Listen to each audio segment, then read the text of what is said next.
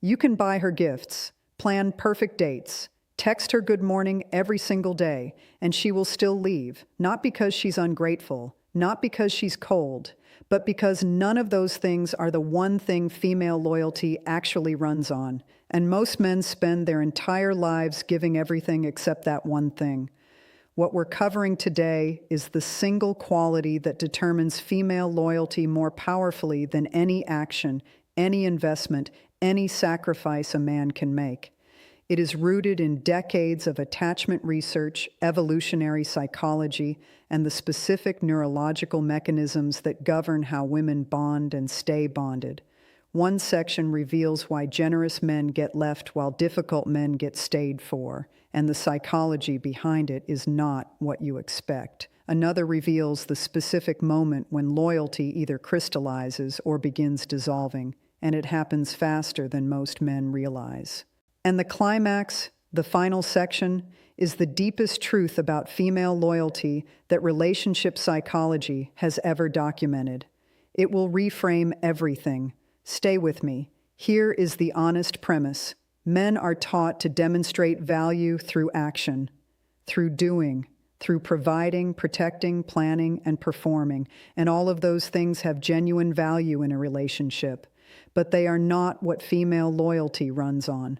And the man who invests everything in doing, without understanding the one quality that actually produces loyalty, will find himself confused, exhausted, and eventually alone, despite having given more than most men ever give. Today, we identify that quality. We break it down, and we explain exactly how to build it. 7 sections, real psychology, real depth. Let's go. Bold claim, women are not loyal to the men who do the most for them. They are loyal to the men who make them feel the most genuinely, consistently, and specifically safe. And that safety has almost nothing to do with what you provide and everything to do with who you are. Here is the foundation. Attachment theory, developed by John Bowlby and expanded by decades of subsequent research, identifies felt security as the primary determinant of adult relational loyalty. Not felt gratitude, not felt indebtedness, felt security. The distinction is critical. Gratitude is what she feels when you do something for her. Security is what she feels in the consistent presence of someone whose character, stability, and emotional reliability have proven themselves genuine over time. Gratitude fades, security compounds, and loyalty follows security, not gratitude, with extraordinary consistency. This is why the man who buys the gifts and plans the dates and texts every morning can still be left. And why the man who does none of those things with particular frequency can be held on to with a tenacity that surprises everyone watching from the outside. The gifts and the dates and the texts are actions. They demonstrate investment, but they do not demonstrate the thing that loyalty actually requires, the specific quality of a person who will be reliably, genuinely, consistently there in the ways that matter most. Security cannot be purchased. It cannot be demonstrated in a single grand gesture. It is built slowly through accumulated evidence, and it is the only thing that produces loyalty that lasts. Scenario: a man named Michael had given his partner Elena everything his resources could provide: vacations, gifts, consistent financial support, genuine, sustained generosity. Elena left after 4 years. Her closest friend asked why. "He gave me everything except the feeling that he really saw me," she said. "I never felt genuinely known. I felt provided for." It's not the same thing. Michael had invested in doing. Elena needed someone who invested in being genuinely present, genuinely curious, genuinely there in the ways that produced felt security rather than felt gratitude.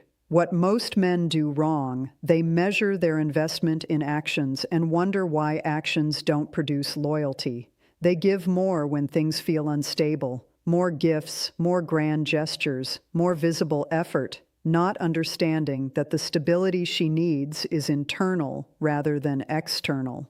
What actually works, consistent, genuine, emotionally present engagement, day after day in ordinary moments, that builds the accumulated evidence of someone who can be genuinely relied upon, not for what he provides, for who he is.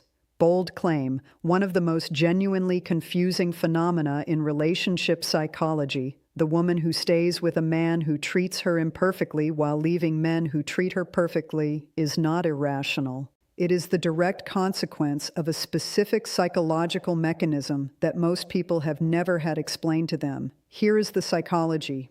Intermittent reinforcement, the behavioral pattern in which rewards are delivered unpredictably rather than consistently, produces stronger behavioral attachment than consistent reward delivery. This is one of the most robustly documented findings in behavioral psychology, documented across species and across contexts. When a man is inconsistently warm, sometimes present and deeply connecting, sometimes withdrawn and unavailable, her nervous system does not experience the withdrawal as evidence that the connection is unavailable. It experiences it as a temporary disruption of something that has been reliably present at other times, and it works to restore that connection with an intensity that consistent warmth never requires. This is not loyalty in the genuine sense. It is attachment born from anxiety. The specific, powerful pull towards someone whose availability is uncertain, because certainty, in the neurological reward system, produces much less motivation than uncertainty. But here's the part no one tells you. This mechanism is not a model to follow. It is a psychological vulnerability that exploits rather than serves the person experiencing it.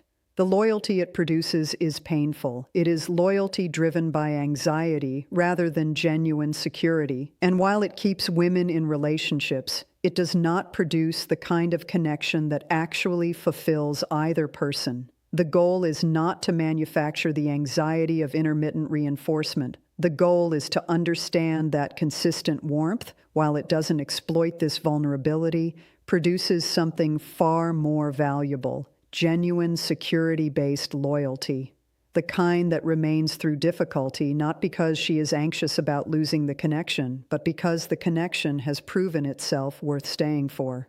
Mini story.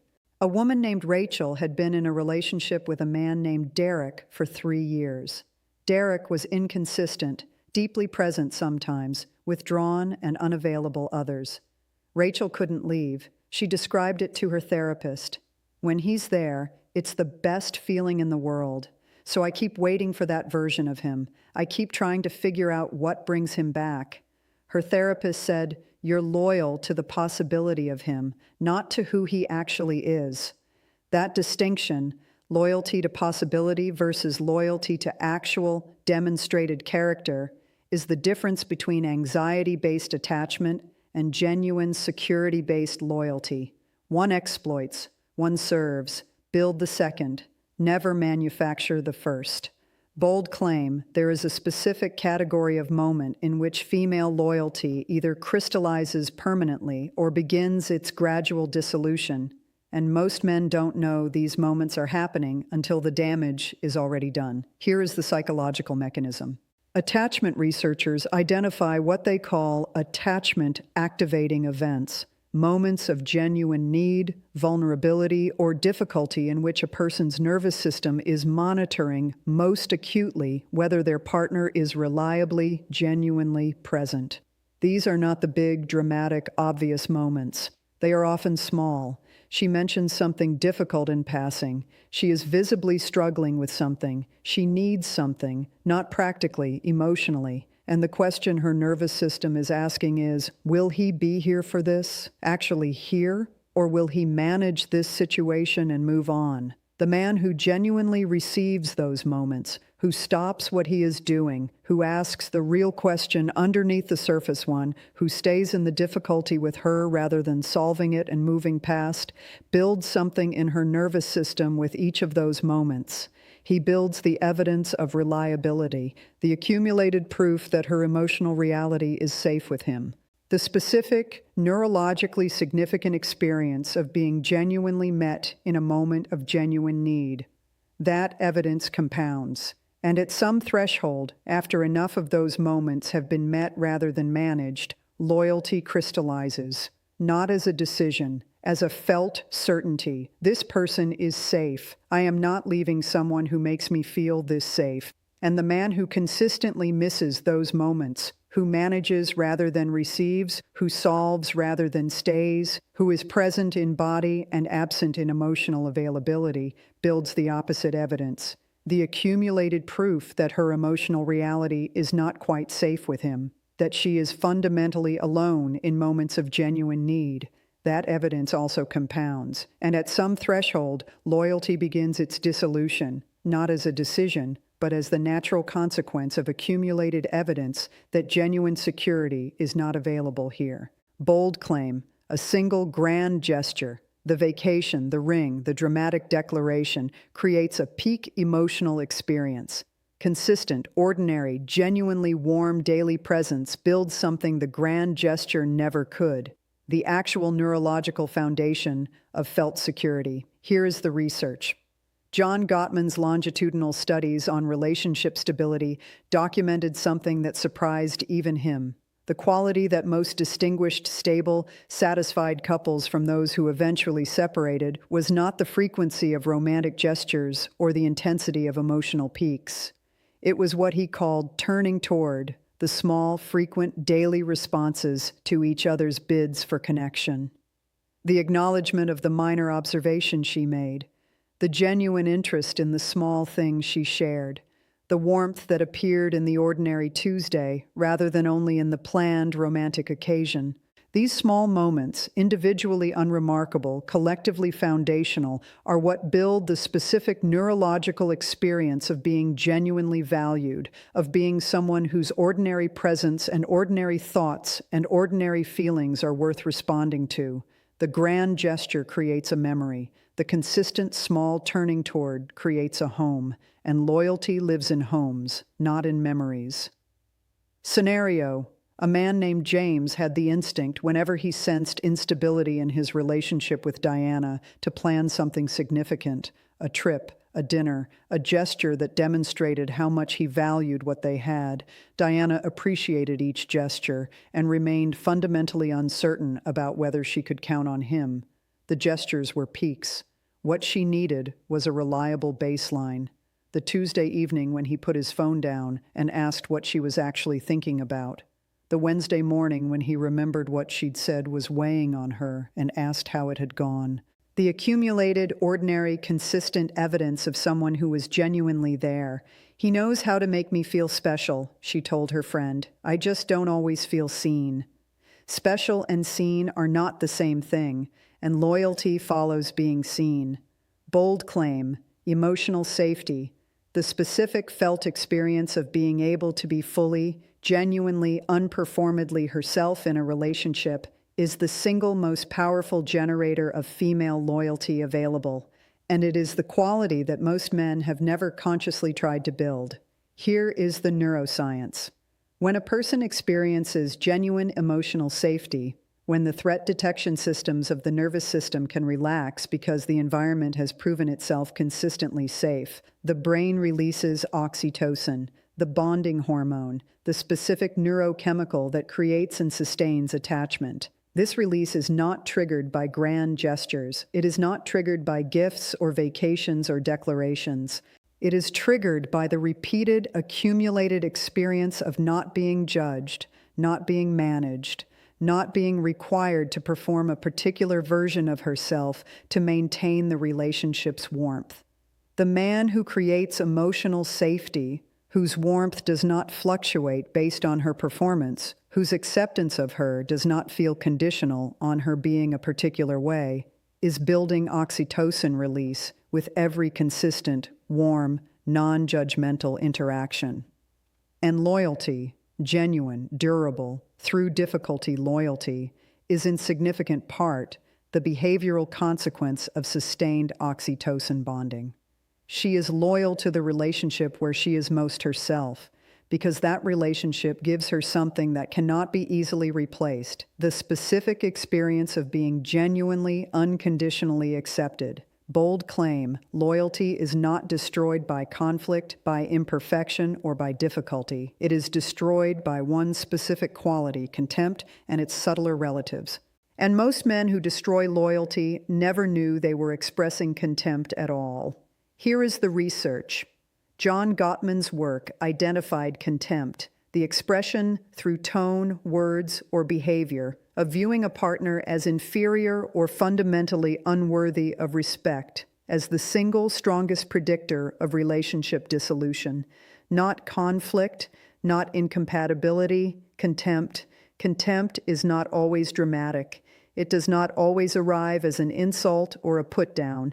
It arrives as dismissiveness, the response that communicates her thoughts are not worth engaging with, as eye-rolling, the physical expression of finding her ridiculous, as the subtle, repeated message that she is too much, too emotional, too irrational, too sensitive. Each expression of contempt, however small, is a withdrawal from the account of felt security, and when the withdrawals accumulate past the deposits, the account reaches zero. And loyalty follows security. When security is gone, loyalty has nothing to run on. The practical correction: treat her perspective as genuinely worth engaging with, even, especially, in conflict, even when you disagree, even when her emotional response seems disproportionate to the trigger. The response she brings to you always makes sense from inside her experience. Your job is not to judge the response. It is to understand the experience that produced it. That understanding, offered consistently without contempt, is one of the most powerful deposits available into the account of felt security. This is the truth. Reveal the deepest psychological insight in this entire video. Bold claim. After everything we've covered, security, consistency, emotional safety, the absence of contempt, genuine presence, they all point to a single quality. The one thing female loyalty actually runs on, and it is simpler and more profound than most people expect. She is loyal to the man who makes her feel genuinely, specifically, permanently chosen, not chosen once. Not chosen in the beginning when everything was new and choosing felt effortless. Chosen continuously, in ordinary moments, in difficult moments. In the moments when choosing takes something, when it would be easier to be distracted or dismissive or simply not fully there. The choosing she is loyal to is not the choosing of the grand declaration. It is the choosing of the Tuesday evening when he puts his phone away. The choosing of the moment he asks what she is actually feeling rather than moving past it. The choosing of returning her warmth consistently, even when the day was hard and he had reasons to be less available. The choosing that says, through accumulated daily behavior, you are the person I keep deciding to be present for. Specifically, deliberately, over and over. Here is the deepest truth. Most men choose their partners once, at the beginning, in the declaration or the commitment, and then stop choosing. They are in the relationship. The choosing already happened. The investment is demonstrated through provision and presence and partnership, but a woman's nervous system does not experience the relationship as a choice already made. It experiences it as a choice that is either being made or not made in each ordinary moment. And the accumulated evidence of that ongoing choosing, or its gradual absence, is what produces loyalty or its erosion. Mini story. A man named Henry, 61, had been married twice and genuinely understood what had gone wrong in both.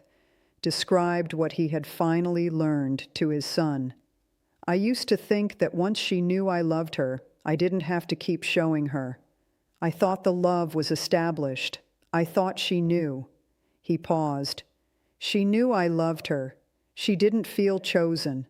Those are different things. Loving someone is a feeling. Choosing them is an action.